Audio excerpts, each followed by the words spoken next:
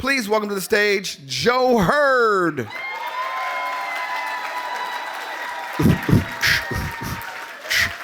No music?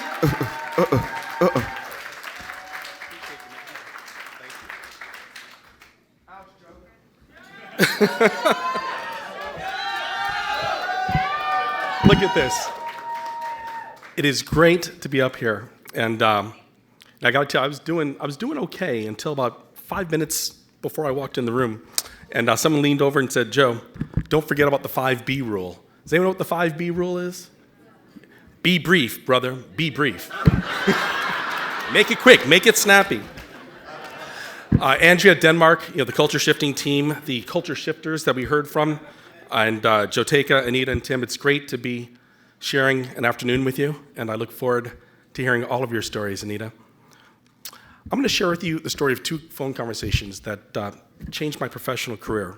The first one happened in October 2017 when I received a call from a headhunter in London who wanted to know if I was interested in sitting on the board of a public traded company in London called GoCompare. And my first thought was, why me, right? I've never been a CEO. I've never run a billion-dollar P&L. I don't belong to any country clubs, and,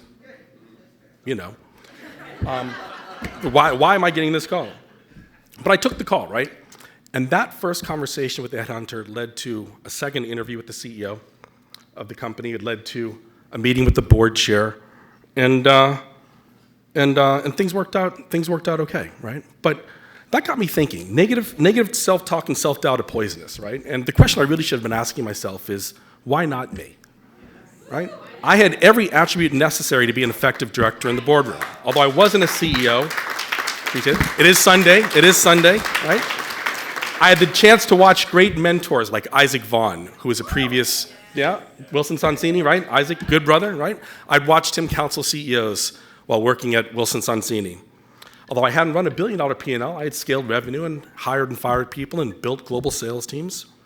And in my current role as an operating partner, I talk to CEOs doing the new and the next technology companies every day of the week. The fact is, for this particular business, I had everything that they needed, and I was invited to join the board. But that led to the second small problem, right? Even though I started my career in London, and I've been in Silicon Valley for 18 years, as a black employee working in tech, sitting on a public company board wasn't really exactly part of my career plan, right? And some of you may know Ken Coleman, who's also been an honoree here. Yeah, Ken, another good brother, right? Ken often says, and he talks about how important it is to share your experience with others. And he says, you can't be what you can't see, right? You can't be what you can't see. But I did have access to a black executive who had been a public company director. I had a model to follow, and that's what led me to the second call that changed my career. Y'all know who I'm going to talk about. Barry Williams. Barry Williams has been in business for over 50 years. He has sat on 14, that I did not stutter, 14 public company boards. And Barry returned my call, right? And his advice during that conversation about the importance of properly preparing for board meetings, the difference between operations and governance, how to network with other directors, how to ask an insightful question at the right time, but not too many, positioned me for success on the GoCompare board. And that success on that first board led to a second UK public company board, Trustpilot.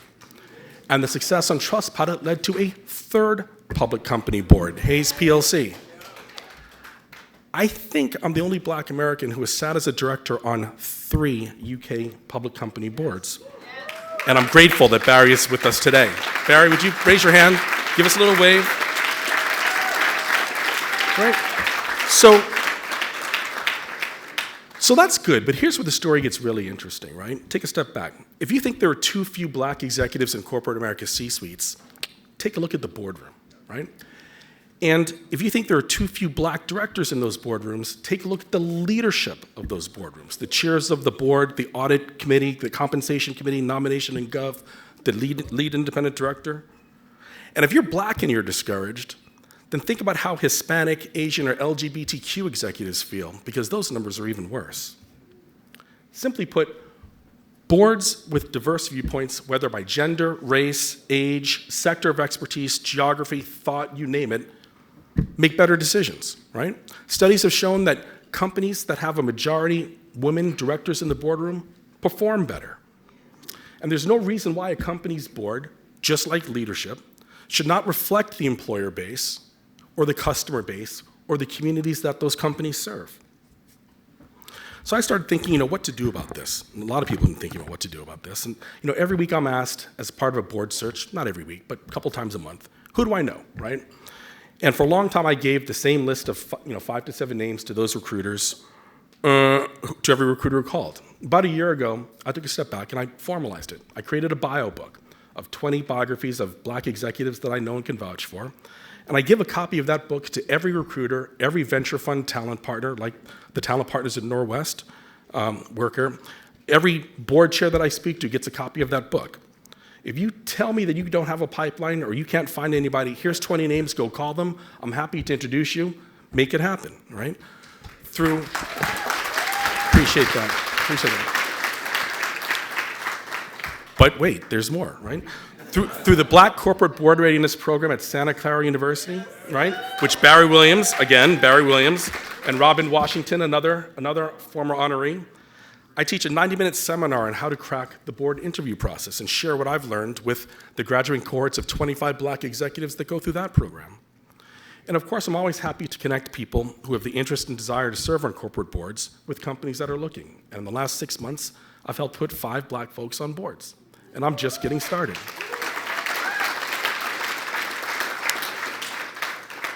My personal mantra is I don't count points scored, I count assists, right? And if anything, the lesson that I want to leave you with is every single one of us, no matter what level you are, you have a platform that you can use to help advocate for others, right? Use your platform. You've got a platform, every person you're talking to, use it to pay it forward and help somebody else. You don't need to be a corporate icon like Barry, although Barry's done a lot of good for a lot of people for a really long time, right? All you really need to do is be willing to share what you know. Be a lighthouse for others. Shine brightly, right? Because you don't know who's out there in the darkness that's looking for a beacon or looking for inspiration.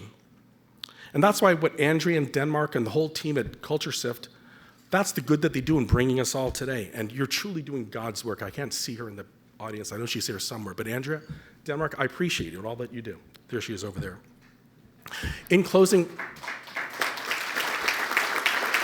there we go. Now, I got to admit, especially after listening to the stories of the culture shifters, I was a little ambivalent about accepting this award because my work isn't yet done. But this award isn't about me. It's about people like my parents, Joseph and Jean Hurd, who busted their tails to build a solid foundation for my brother and myself. It's about people like Barry, who blazed a trail for others to follow. It's about women like Merlene St. Till. I see you, right? Merlene St. Till,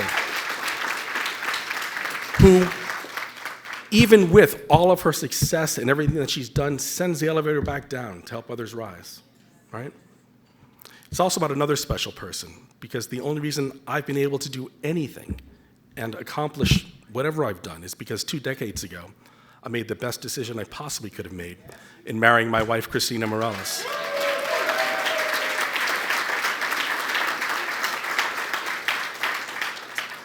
If you want to meet a real hero, talk to my wife, right? She runs a foundation called the Peninsula College Fund, which is focused on helping first-generation college students get a leg up and get the support they need to get through college and achieve their dreams. She's my lighthouse and my strength. We've been married 20 years. In 4 days, it'll be 20 years we've been married. And I love you very much. So, and listen, I'm proud to be part of this mission. I'm grateful to be up here with you guys. I can't wait to hear the rest of the stories. Hopefully I've shared a few things with you, and thank you very much.